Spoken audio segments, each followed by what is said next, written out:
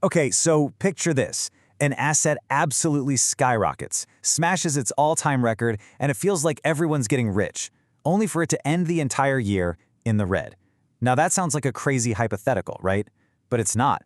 That was the wild, confusing, and honestly fascinating story of Bitcoin in 2025. It was a year that just defied every prediction and left a lot of us scratching our heads. So let's just set the scene. We're in October 2025, and the market is absolutely electric. There's just this feeling of euphoria in the air. And Bitcoin, well, it didn't just climb, it exploded, surging to an incredible new all-time high of $126,000. For a minute there, it really felt like the momentum was just unstoppable. But then the script completely flipped. When all the dust settled at the end of the year, Bitcoin's annual return wasn't some huge triple-digit gain. Nope, it was negative 6.3%, a losing year. So how in the world does that happen?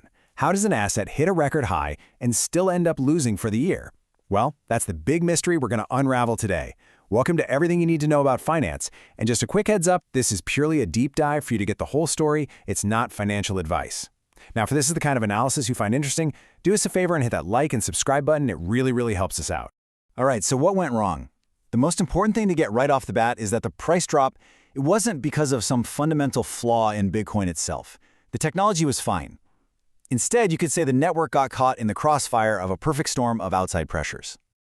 So let's break down that storm. It all really kicked off with these rising global trade tensions. New tariffs got slapped on, and that spooked investors everywhere, causing this big rush to dump riskier assets. Then, you had this domino effect of forced liquidations. The massive flood of money from ETFs started to dry up, and on top of all that, there was just this general feeling of stress across all financial markets. It was a lot, all at once.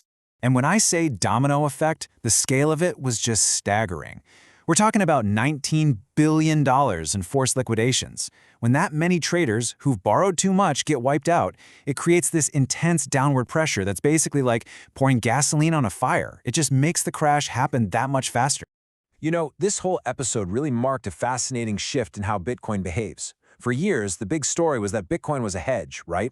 Something totally separate from the traditional stock market. But in 2025, it started acting a lot more like a tech stock. When the broader economy got nervous, investors sold off their Bitcoin right along with everything else. But we got to put this all in perspective. A down year for Bitcoin is, well, it's nothing new. Just look at the history of these so-called crypto winters. I mean, a mind-blowing 73% drop in 2018, a 64% drop in 2022. All of a sudden, a 6.3% dip. While yeah, it's not what anyone wanted, it looks a whole lot less catastrophic. It was more of a market correction than a total collapse. But see, that's only half the story. If you were only looking at the price charts, you missed the real revelation of 2025. And that was the incredible strength that was building just underneath the surface, on the network itself. So despite all that chaos in the price, the fundamentals of the Bitcoin network actually got stronger. Things like the hash rate, which is basically the total computing power that's securing the whole system, it hit new all-time highs. And at the same time, the number of active wallets kept on climbing, which shows that more and more people were actually using it. And through all that volatility, Bitcoin's status as the king of crypto never really changed. It consistently held on to more than half of the entire crypto market cap. What that tells you is that when things get uncertain, investors tend to pull their money into the biggest, most established asset in the space. The year also turned out to be a period where the whole ecosystem just grew up. It really matured on three key fronts. First, you had the institutional ETFs, which became this massive, easy on-ramp for mainstream money. Second, Layer 2 solutions. That's tech built on top of Bitcoin to make it faster and cheaper. They saw some explosive growth. And third, we just saw more and more steps toward global acceptance and getting some clear rules from regulators. And if you want to understand the sheer scale of this institutional move, just look at this. BlackRock Spot Bitcoin ETF alone pulled in around $70 billion in assets. This isn't just a niche hobby for tech enthusiasts anymore. This is mainstream finance making a serious long-term bet. So that was the roller coaster of 2025.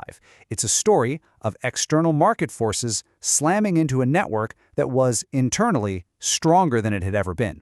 So now let's look ahead. Let's look to the horizon and see what people are forecasting for 2026. First off, where are we right now? Well, here in early 2026, the price has found some stable ground. It's been trading pretty consistently in that $88,000 to $94,000 range. And that stability has kind of set the stage for a whole new debate about where it's all headed from here. And that debate really has two main camps. On one side, you've got the bulls. They're looking at some really ambitious price targets. Some are even talking about $250,000 or more. They think things like central bank rate cuts could fuel another massive run. Then you have the more conservative view, which sees slower, steadier growth, with targets maybe around 120,000. They argue that as the market matures, you're naturally going to see less of those insane price swings. I mean, this table pretty much says it all, doesn't it? Volatility is just the name of the game here. Look at that whiplash.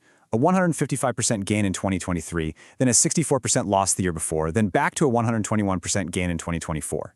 The only thing that seems certain is that the next big move is probably going to be a big one. Which really leaves us with the ultimate question here. Now that Wall Street giants and these massive ETFs are such a huge part of the picture, has Bitcoin lost that rebellious counterculture edge that made it so interesting in the first place? Or is this whole integration into the global financial system not the end of its story, but maybe the beginning of its most important chapter yet? Now that's a question that only time and the market will be able to answer. Thanks so much for joining us on this deep dive into Bitcoin's very paradoxical year.